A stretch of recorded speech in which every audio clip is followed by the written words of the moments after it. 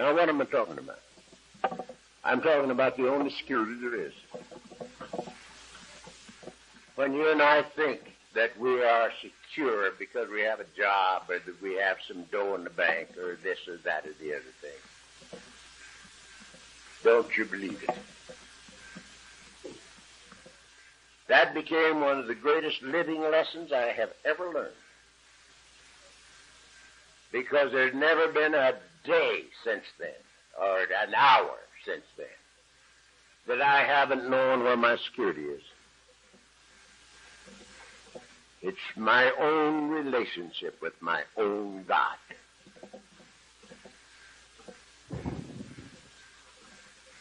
And so, yes, one day at a time, 1 second at a time, the isness of the now is the only thing. It is not that we do not make appointments for next year. If you'd see my calendar, you'd know what I'm talking about. It's not that we don't know what we're going to do tomorrow when we're in the business world. But it's that we do today's job today and tomorrow's job tomorrow. And we don't get it mixed up. Again and again and again, I can stand up here and tell you, gentlemen, God is sufficient unto all of my needs. And He is. I'm telling the truth. But if I don't do something about it, I'll starve to death. It's a true statement. But there's something for me to do. The gift of God was made at the foundations of the earth. But not on my terms, on His. And His terms are that I act like His kid. That I go about His business. And when I do that, I come into my inheritance. And it's that simple. It's that simple. It's my business to go about His business. And it's His business to take care of me. Now, we got one more session. This is the only one I've taken you over time. And it was your fault.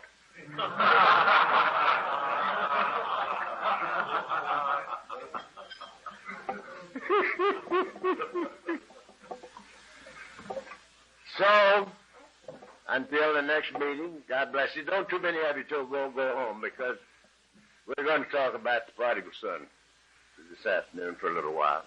And it's the greatest story on earth as far as I'm concerned. It's my story.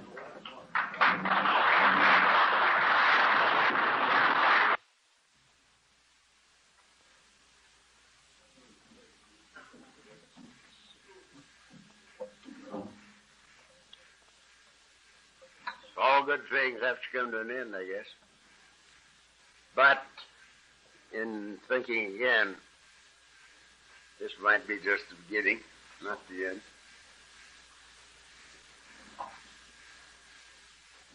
I want to thank you, gentlemen, for coming down here. I don't believe that we could have handpicked a group of men that would have been more to our purpose than the ones that are here. This is a fabulous bunch of guys. It's been a most amazingly beautiful weekend.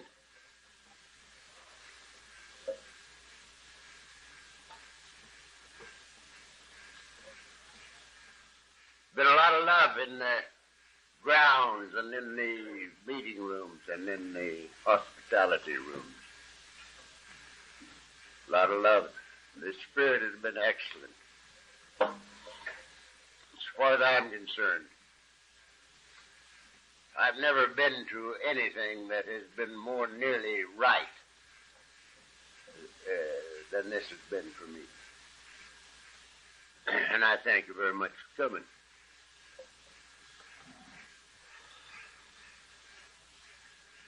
I want that we again should give Vodka Bagel and John Crean and Howe a good rousing.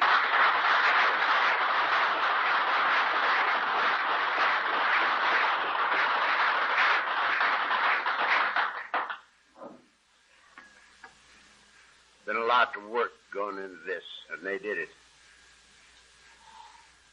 Mainly how?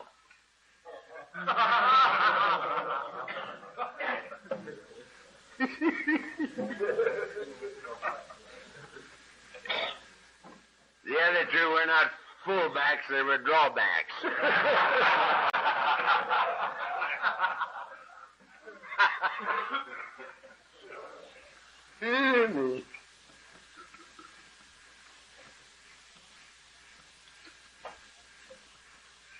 I can think of nothing that I might have wanted to say when I got down here that I haven't said. Sometime during these hours that we've been together. Of course, we could talk about this thing from now to Christmas. Never get to. Because there's no way that you can get to talking about this.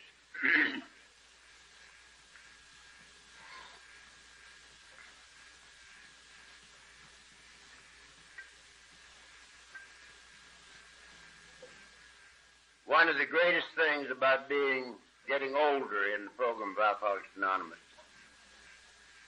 is the memories that build over the years. The memories, these tremendous experiences that we have one with another as we go along. I remember when we went to Toronto in '65 for the International up there. There's an old boy by the name of Frank McLean from Edmonton. I'd met Frank a number of years before, and I had a beautiful experience with him. And I was hoping as we went up there that Frank might be there. And he came. And when I spotted him, immediately we went for coffee, and we sat down there and talked. And I told him how I so wanted him to be there. And I says all the way up here, I was thinking about supposing 5 years ago I had have said to myself, I've done enough. I've done my stint. I'm going to take it easy. I'm going to retire.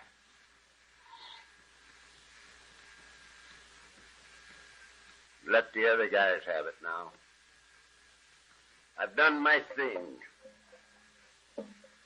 And I was so happy coming up here that I hadn't done that. Because I feel that the last 5 years has been the greatest period of my own growth. And the tears came into old Frank's eyes, and he sat there and he says, I drove down here from Edmonton. And all the way down, I was thanking God that I had remained active in Alcoholics Anonymous, because I felt that the last few years have been my greatest period of growth. And I'm sure that one of the great spiritual values of things like this is the memories that will go with us through the years. Sharing our experience, things, I hope, one with another in love. It's a beautiful thing. And as we said a while ago, this ain't no big deal. This ain't no big deal. People don't get sober on profundities. They don't get sober on intellectual knowledge. It ain't no big deal. It's a little deal. Little things are the things we remember.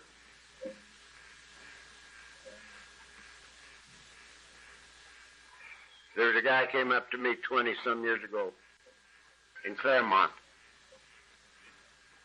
And I believe he's the ugliest man I ever saw. He was tall, 6'4", 5". And he had kinky hair, and it was standing straight up. And he had ears like that, with a great beak on him. Had no teeth. He didn't have tooth in his head. And after the talk, he came up to me, and he smelled like 2 breweries. Not 1, 2. And he says, Chuck, I heard what you said, and I'm not going to have to drink anymore. And every Christmas from that time, wherever the guy's been, on Christmas Day, I get a call from him. And I answer the phone. He says, don't take that first drink. He says, if you don't take that first drink, you can't get drunk. It's been 20-some odd years. And he's called me every year. I heard what you said, and I don't have to drink anymore. Little things that make this thing so big. And a few little things I want to share with you before we go into the last business of the day.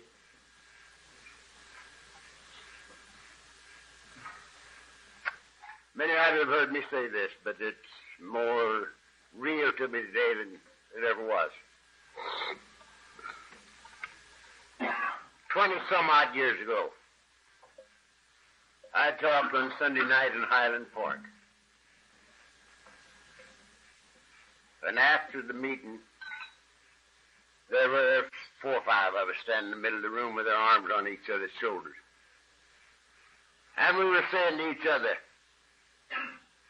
how lucky can a man be? How lucky can a man be? How fortunate can you be? That a tongue-chewing, babbling idiot drunk could have a life like this. How fortunate could you be? And one kid wasn't saying anything. And pretty soon he looked to me and he said, Chuck, he says, I'm ignorant. I ain't never read no books. He says, there's no sense in me reading books because I don't understand them. He says, I don't know nothing about God. He says, I don't know nothing about the Bible.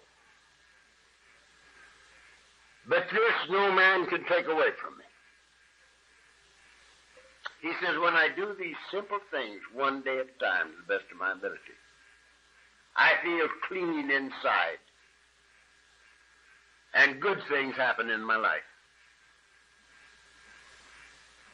And when I could talk, I said, son, don't ever read no books, no time. That's the very essence of all the books that were ever written. That's what we want, that we might feel clean inside and have good things happen in our lives. And about 3 or 4 years ago, I was talking to the Highland Park group, and Eddie Hawthorne was there. And I got to thinking, well, Eddie was in that meeting that night when this monkey said, I'm ignorant. And so after the thing was over, as soon as I could sneak away, I caught Eddie on his way out. And I says, Eddie, do you remember who it was that said, I ain't never read no books? I'm ignorant. Eddie said, no. And he started to walk away. And he came back, he said, it was me. You know, and it was Eddie. And he's had 25 years or so. Sober. Happy in this program. It's beautiful.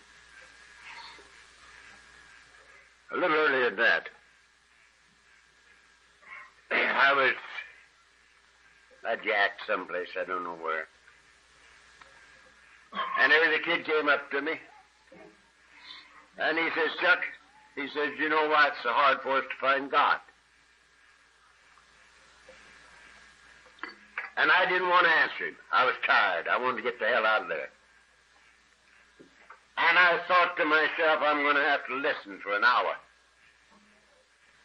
to some explanation of why it's so hard for us to find God. And I couldn't get away from him, so I had to say no. Why is it so hard for us to find God? And he says, because he ain't lost.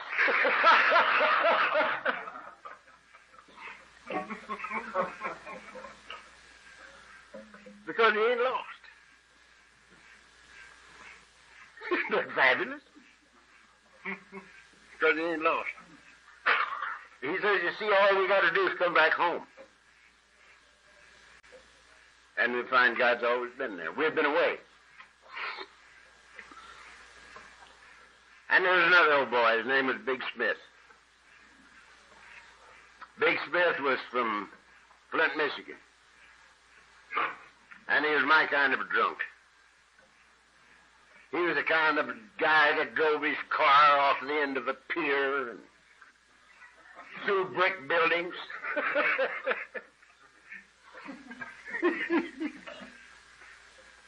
He sort of crippled himself up a bit. One leg was about that much longer than the other, and he walked like he was sneaking up on somebody. Smitty came into meeting in Hawthorne. 27 years ago, I expect it was. And he had a little plaque on his arm. And he picked it up in a hospital down in Texas. And here's what the plaque said.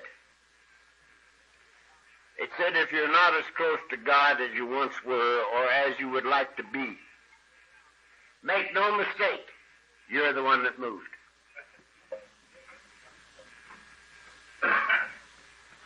And Smitty says, you see, all we got to do is come back home. We find that God's always been there. We've been away.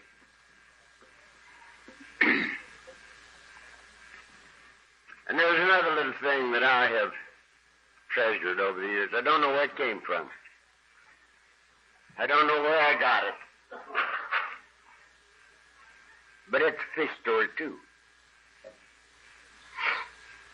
You remember we had a fish story already. There's another one. And this is a story about three little fish that were swimming around there and off the coast of Laguna, just playing around. They'd had breakfast. They weren't even hungry. They were just playing around there. And a big, wise fish swam by, and he says, good morning, boys. Isn't the water fine this morning? And he swam on off. And as soon as he got out of here and these little fish got together, he said, wait a minute. Says the boy spoke about water. Says, what's water? Says, do you ever hear water? He says, no. Says, how about you? Did you ever? Never heard of it. Says, neither did I. So they swam all over the Pacific Ocean hunting for water.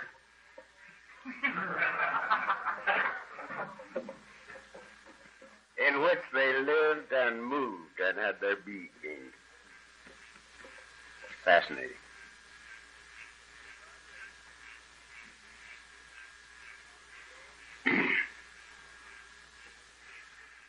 Now, I'm going to tell you a little story. And I'm going to use my own interpretation of it. Some of you might not think I have the right to change it a little. But I'm telling the story.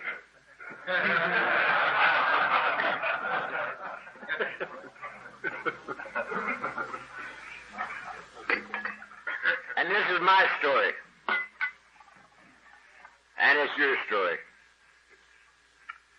It does more to explain me to me and you to me and our relationship to God than pretty nearly anything I've ever seen. The story of the prodigal son.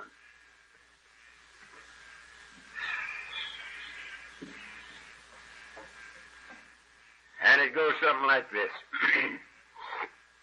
A certain wealthy man had two sons.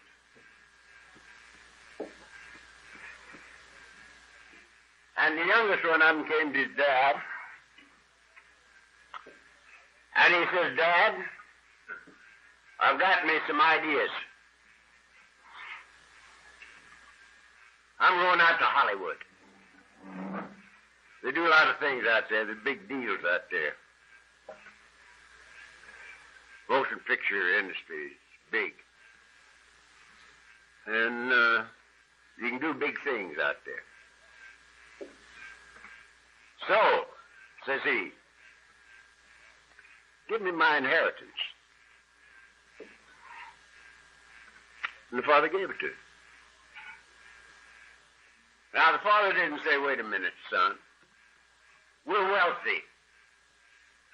We have everything you need right here. Stay home. You get out there away from home, away from your family, and you're liable to get in trouble. You might run onto a blonde with a bottle of muscadoodle and get into a hell of a lot of trouble. Stay home. He didn't say that. He didn't say nothing. The kid says, give me my inheritance. And he gave it to him. And the kid went away from home into a far country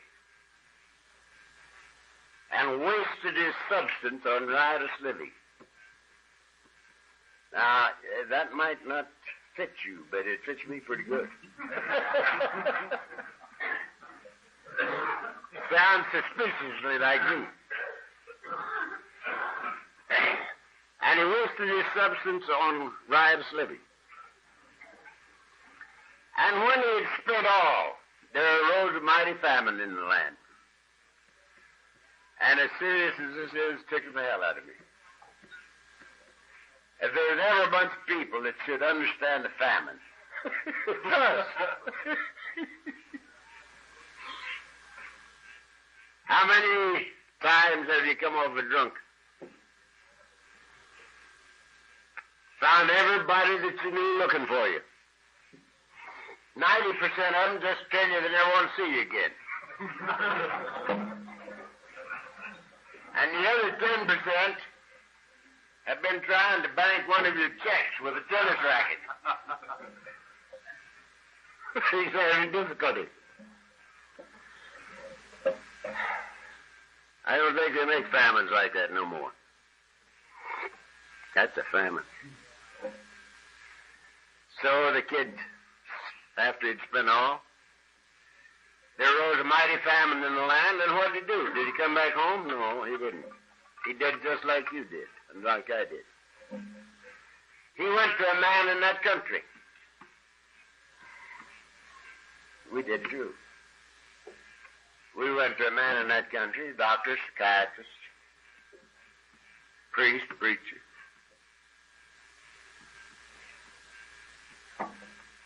He went to a man in that country, and the man put him to work.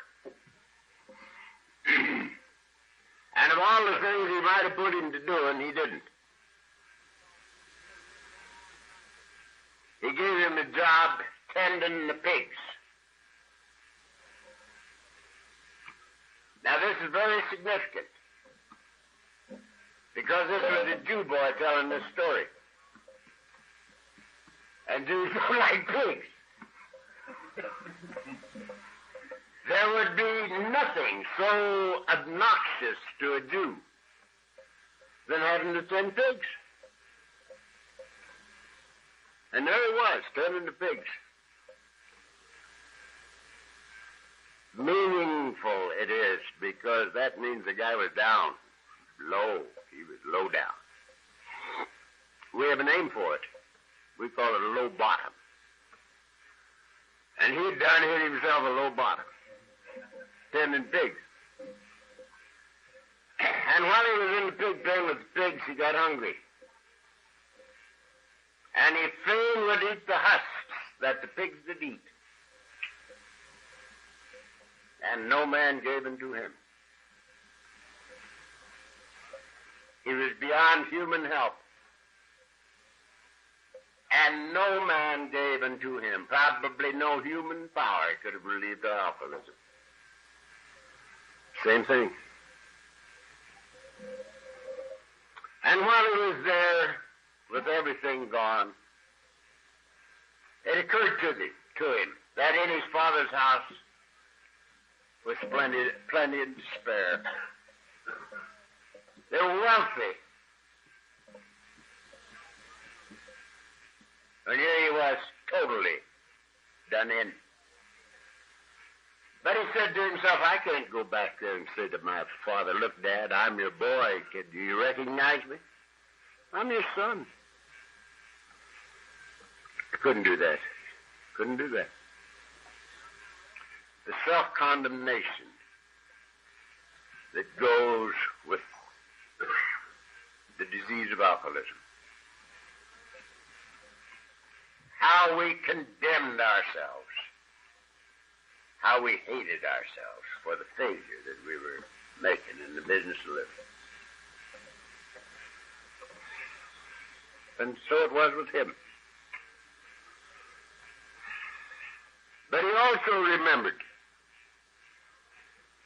that the servants back there, the hired servants, were pretty well taken care of. They were living a lot better than he was. And so he said to himself, I'm going back home. And I'm going not to say I'm your son. How about taking me back on? But he said, I'm going to apply for a servant's job.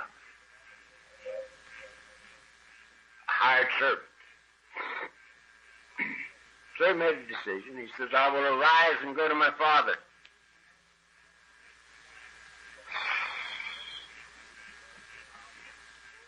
We made a decision. We made a decision to turn our will and our lives over to the care of God. It's very parallel to my life. All the way through. It's my story. And your story, I think.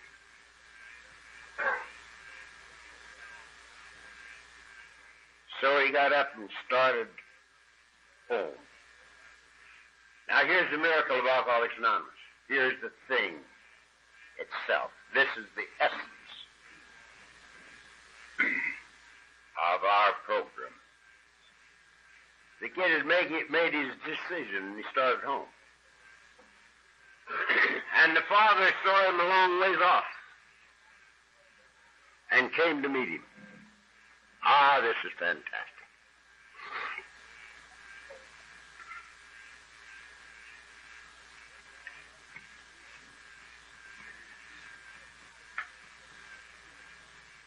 And the father saw me a long ways off. And the man says to me, Mister, were you looking for somebody? And I said, no, sir. And he says, what were you looking for? And thinking it was a veteran, I said, well, if it would interest you, sir, I was looking for sobriety. And everything about that man changed in the twinkling of an eye. I was hooked before he ever opened his mouth again. Because it was obvious that he was glad I was there when everybody that knew me wouldn't even spit on me. My own flesh and blood wouldn't have anything to do with me. And here was this stranger. So glad that I was there that he lit up.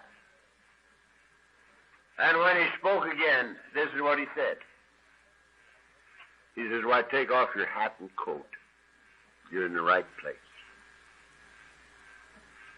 And he took me and rocked me asleep. God came to meet me through you who had already found your way. Now, I didn't know you, but you knew me because I was an alcoholic.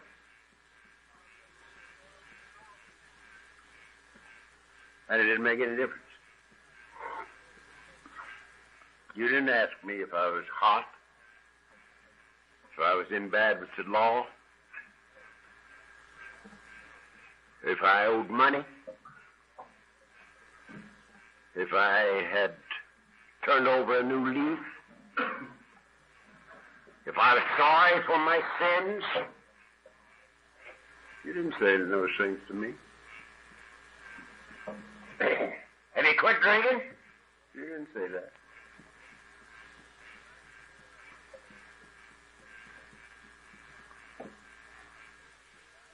You should take off your hat and coat. You're in the right place. And so the father saw the kid a long ways off, and he came to meet him. And the kid started trying to tell him what a bum he was, what a failure he had been in the business of living. And again, the father didn't hear him. Didn't argue with him at all. He didn't say, look, I've got the record on you right here. And you sure are a bum. You're no good. I've got it right down here. I know every time you turn right when you should have turned left. Now, get the grubbing hoe and get back here on the back 40. And grub out those persimmon sprouts and sassafras bushes. And maybe if you do a good job, 25 years from now, I'll invite you in for lunch. He didn't say that. He didn't say nothing. He fell on his neck and kissed him.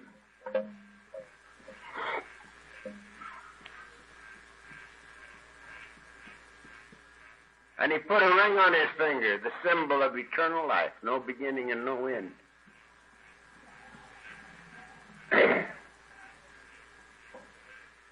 And he called to the servants. And he says, kill the fatted calf. We're going to have a party. The boy was dead.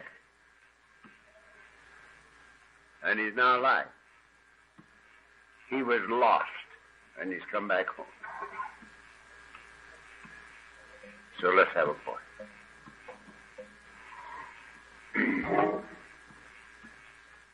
No condemnation, no reprimand, no argument. The love of the Father for his child.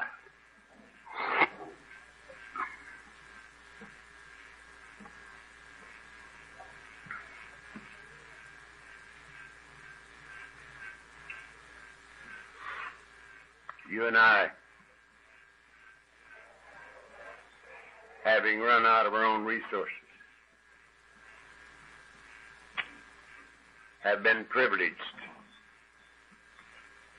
to wander into an Alcoholics Anonymous meeting and to stay and to find the same experience. The prodigal son. We come home. It's not normal to walk alone. It is not normal to walk alone. It's normal for us to walk down the high road of life with our arms around each other, sharing our experience, strength, and hope one with another in love. This is normal. Normal is breathing. It's not normal to be away from the Father's house. We're like little kids that are lost in the woods. And darkness has come on.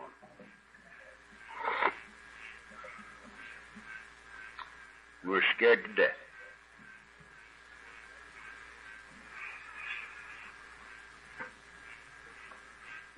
And we wander into an Alcoholics Anonymous meeting and find ourselves and each other and God. What a deal it is. What a fabulous thing it is.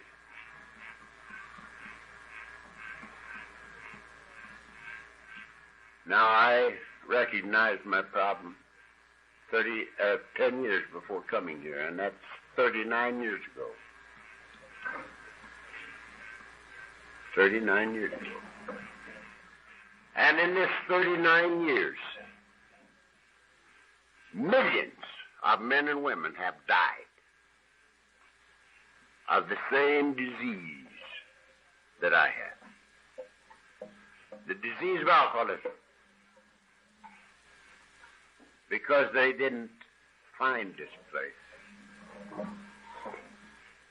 There are many dying now.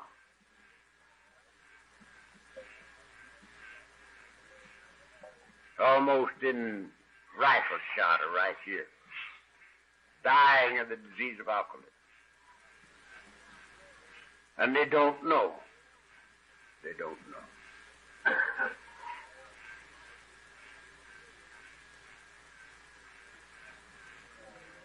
And we might say to ourselves, how come we were so fortunate? And there's no answer to that. We were.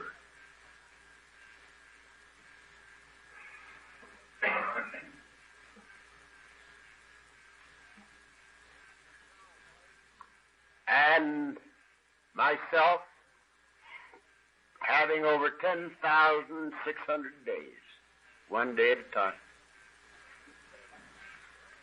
of the finest life that anybody ever dreamed of.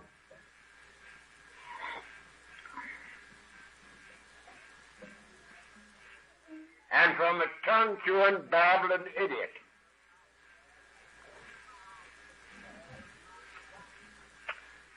to a personally satisfactory, conscious partnership of the living God that made us in the entire business of living.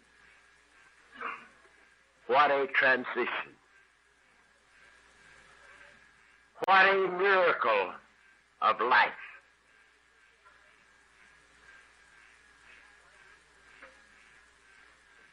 What a thing to keep us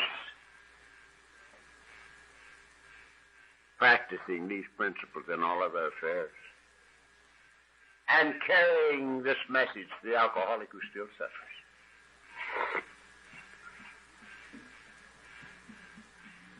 How fortunate are we that we have a lifetime job outlined for us in step 12.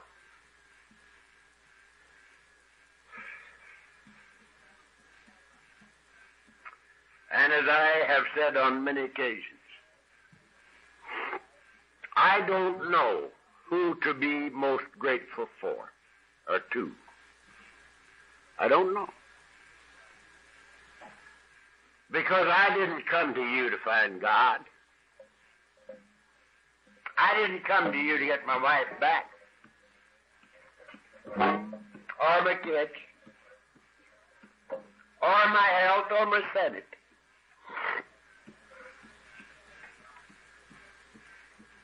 I'd looked for God for 30 years and I couldn't find him. Because I had him located someplace else. And I came here to find out how to live one day at a time without drinking. And guys just like you took me in and shared their experience, strength, and hope. But more than that, much more than that, their love.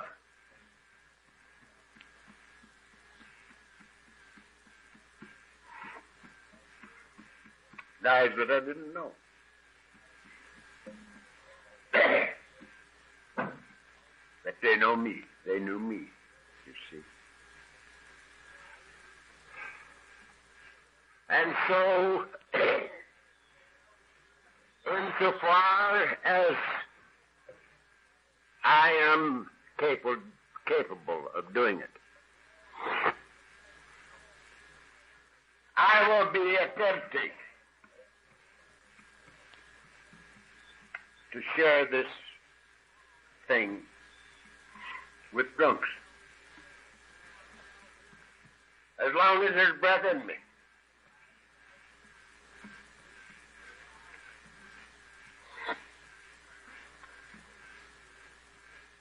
And again and again and again.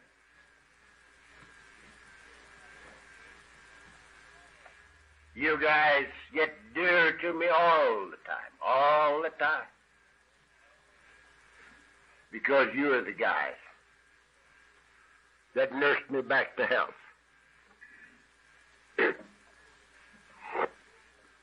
And helped me do that which I could not do alone. And showered enough love on me that I became, I hope,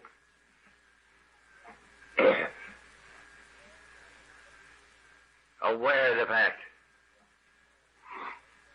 that God is love.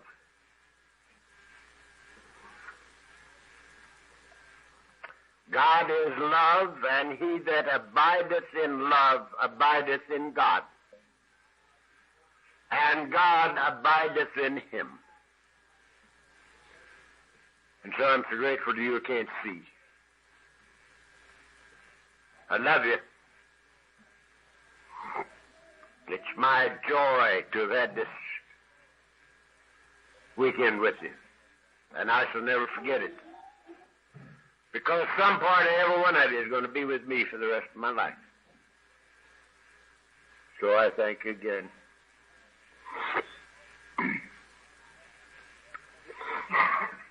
And all I have to do is to look in the eyes of a bunch like this to see my God. God bless you. Thank you very much.